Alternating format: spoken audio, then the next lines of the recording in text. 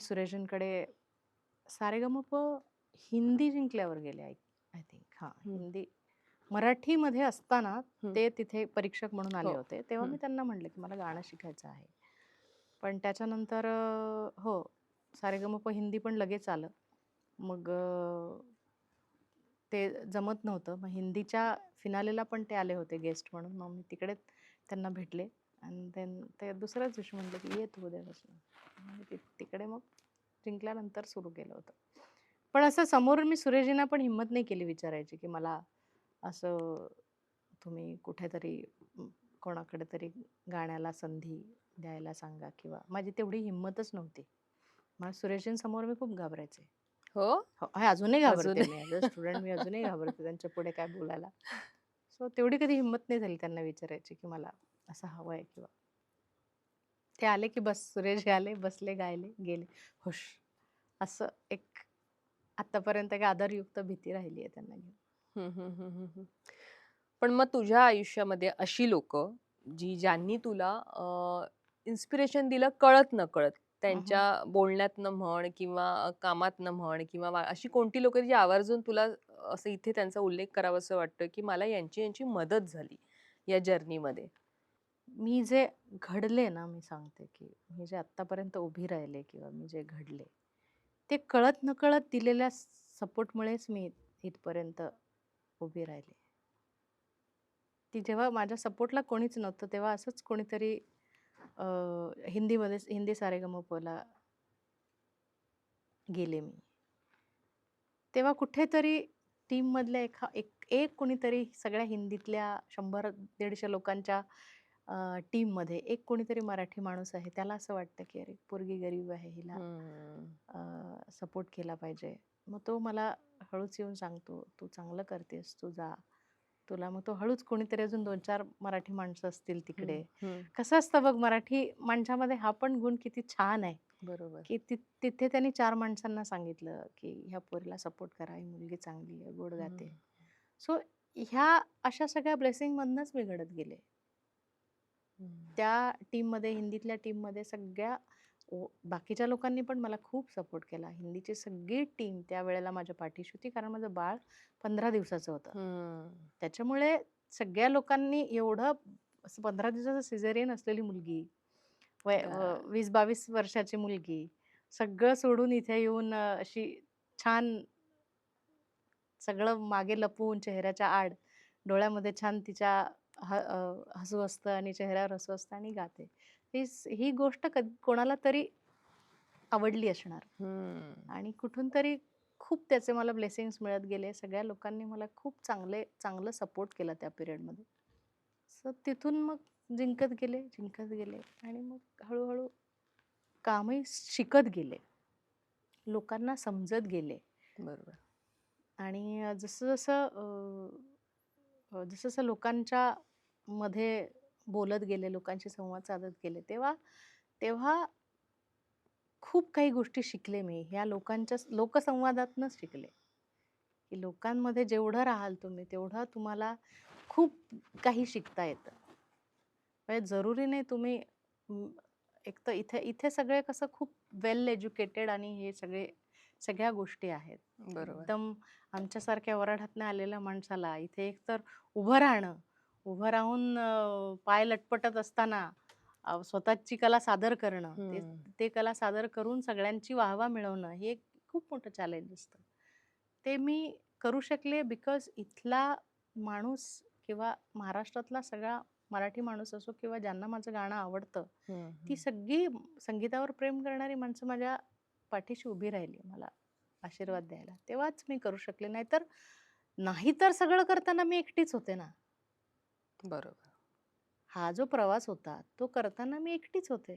मला सपोर्ट असा कोणी म्हणतो ना घरचा जो पाहिजे तसा, की आता बोलल्या वेगळं जातं, परिस्थिती वेगळी होती.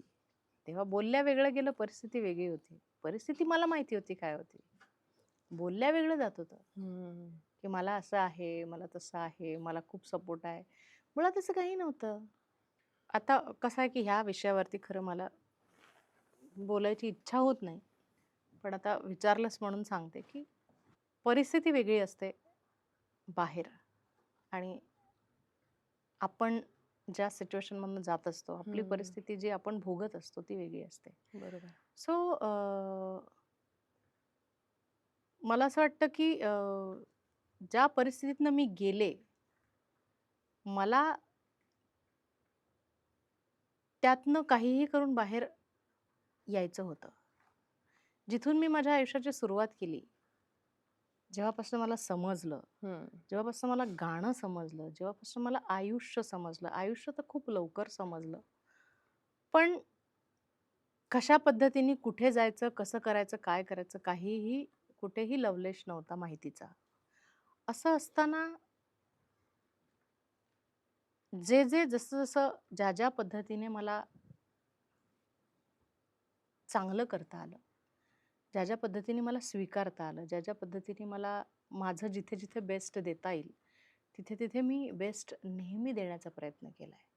काही ठिकाणी यशस्वी झाले, काही ठिकाणी नाही झाले. नाही झाल्याचं मी दुःख नाही करत कधीच. आयुष्यात कधी केलं नाही आजपर्यंत, की मला हे नाही मिळालं किंवा ते नाही मिळालं, मला मिळायला पाहिजे होतं. मी कधीच रिग्रेट करत नाही. गेलेल्या गोष्टीचा रिग्रेट मी कधीच करत नाही. मिळालं ना, मे बी याच्यापेक्षा अजून काहीतरी मोठं असेल माझ्या आयुष्यात मिळणारं. म्हणून आता ह्या गोष्टीचं दुःख करत बसू नये. मला मध्येच आता एक मी आपले दिवंगत माजी उपमुख्यमंत्री दिवंगत माजी अजितदादा. उपमुख्यमंत्री अजितदादा पवार यांचं एक भाषण ऐकलं होतं. अमरावतीत एक कार्यक्रम होता, स्त्री शक्ती सन्मान हां, सन्मान तुला मिळाला पुरस्कार. होता हो. आणि त्यावेळी ते तुझ्याविषयी खूप भरभरून बोलले होते. भरभरून हो. बोलले होते आणि लगेच त्याच्यानंतर अर्थात सगळ्या बातम्या पसरलेल्या, की तू कदाचित राजकारणात जाण्याचे संकेत दिसतायत. तू तेच खोडून काढलं होतंस, की मी जाणार नाहीये पुढचे 20 वर्ष काही माझा विचार नाहीये राजकारणात जाण्याचा. पण आज ती या पण निमित्ताने बातमी लागली होती का? हो. हो. आणि या निमित्ताने मला एक आठवण अजितदादांची कधी योग आलाय त्यांना भेटण्याचा, कधी काय हो, असं? त्यांना मी अनेक वेळा भेटले आणि त्यांच्याविषयी बोलशील मला? खूप चांगलं व्यक्तिमत्व होतं म्हणजे. चांगलं म्हणजे की त्यांच्याशी अनेक वेळा असं झालं की कलाकार सगळे असे मिळून एक 8-10 कलाकार सगळे मिळून आम्ही त्यांना भेटायला जायचो. आम्ही असं 2-3 वेळा त्यांना जाऊन भेटलेलो आहे. हं.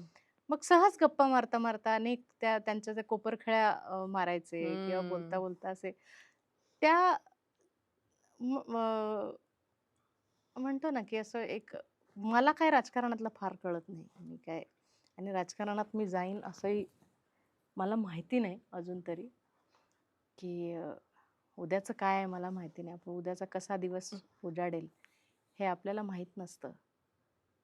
कधीच कोणी असा विचार केला नाही, की अजितदादांचं असं काहीतरी होऊ शकतं. हम्म. त्यांच्या आयुष्यामध्ये असं काहीतरी अचानक म्हणजे मला असं वाटलं, की कोणीतरी खोटी बातमी जेव्हा मी सकाळी त्या दिवशी पहिल्यांदा हे उघडलं, फोन उघडला तेव्हा सगळ्या बातम्या आल्या. तेव्हा असं मला वाटलं कोणीतरी खोटी बातमी पसरवत असेल. पण नंतर मग परत सगळीकडे ते लाईव्ह झालं, की असं-असं आहे. सो